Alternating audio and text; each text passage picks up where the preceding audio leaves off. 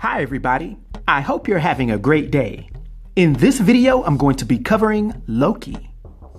He made his first appearance in his modern form in Journey into Mystery, issue number 85, that was released in October 1962.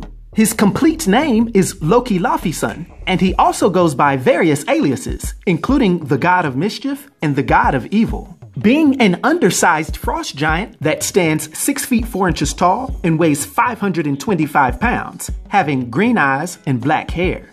Now, despite his birth father being a frost giant, Loki possesses various Asgardian attributes, having considerable moderate superhuman strength, being able to easily lift up to 50 tons, as well as considerable durability, energy projection, and genius-level intellect, which he uses in combination with his charisma to be one of the most manipulative and scheming individuals in the Marvel Universe. Additionally, Loki has moderate superhuman speed and agility as well, although this maxes out when you consider the fact that he's a teleporter. And to round out all of his natural physical attributes, he also has a regenerative healing factor, similar to all Asgardians. However, with Loki arguably being the best Asgardian practitioner of dark magic, his survivability has been boosted to insane levels, gaining the reputation for being extremely hard to permanently take down. Matter of fact, with his mastery of dark magic, he can considerably boost all of his physical attributes, and display a myriad of mystical powers. Just a few of these include telekinesis, force fields, illusion casting, shape-shifting, and imbuing objects with various characteristics. Now, this is significant when combined with the fact that he's a formidable hand-to-hand and weapons combatant, and on multiple occasions, he's shown himself capable of holding his own against his powerful brother Thor. Loki's only drawbacks seem to be that he's slightly weaker on Midgard, aka Earth, than on his native Asgard, and that his inflated ego leads him to underestimate his opponents, resulting in his defeat. Now, as I stated earlier, Loki was born the son of King Laufey of the Frost Giants of Jotunheim. Due to being ashamed at Loki's relatively small size, Laufey hid him away, but his existence would be revealed after the Frost Giants were beaten in a battle with the Asgardians. This is when Odin, the ruler of Asgard, would discover Loki in the Frost Giant's fortress. And realizing that he was the son of Laufey, whom he just killed, Odin would take him back to Asgard and raise him as his own son. This was a noble act, but Loki never quite fit in. His awkwardness would eventually grow into a grudge that he held against his stepbrother Thor, whose raw power and heroic qualities tended to leave him in the shadows. So being jealous of his brother, Loki would take up the dark arts of sorcery and scheme for a way to become ruler of Asgard. His love for trickery earned him the reputation as the God of Mischief, but as he became more powerful and cruel, he'd gained the title of the God of Evil. And after many years and various attempts by Loki to take over the throne of Asgard, Odin would finally lose patience and imprison him within a mystical tree. But Loki would eventually free himself and go looking for Thor, who was then living on Earth under the guise of Donald Blake.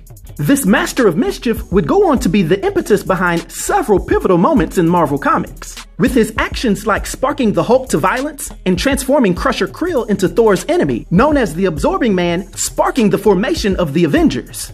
Loki would later be seen allying himself with the Enchantress and turning most of Earth's major villains into his pawns during the Acts of Vengeance. And before you know it, his dream would briefly come true, finally conquering Asgard and remaking it in his own image. But this reign would be short-lived, and his brother Thor would be forced to decapitate him. Thor then carrying Loki's preserved head around to observe the final act of Ragnarok, with all of Asgard and most of its inhabitants being decimated. But as we know, Loki doesn't stay down for long, and we'd later see him occupying the body of the goddess Sif, plotting trouble as usual. This is around the same time period that he fooled Thor and his powerful grandfather Bor into a battle, which somehow resulted in Bor being killed, and as a consequence, Thor was banished from the new Asgard.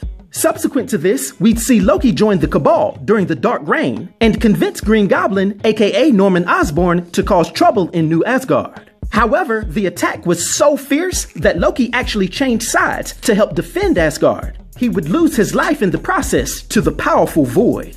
Following this, Thor would learn that his brother's spirit had not been sent to hell, and after searching for him, he would find him in the form of a little boy, being restored to his quote-unquote godhood, but without having any memories of his past. Thor would treat Kid Loki with so much respect and affection that the youngster would begin to idolize his older brother and change his goals, even if not his natural mischievous ways. But one day, to save the world, Kid Loki would allow the spirit of his older self to completely take over his body. And from that point forward, Kid Loki would only exist as a conscious to plague the mind of his original self. Being back to his flip-flopping ways, when the dark elf Malekith brought war to the 10 realms, Loki would work for both sides. And not too long after, he would go back to full-blown evil, actually trying to purge the Earth of life using the Dark Celestials. But this monumental campaign would once again bring the Avengers together to defeat him. Now, for his powers and abilities, and his influence on the Marvel Universe, for my 1 to 10 rating, I'll give Loki a rating of 10, which is a legendary rating. I hope everyone enjoyed this video. I'll talk to you next time. Be sure to like, subscribe, and join the new Sage.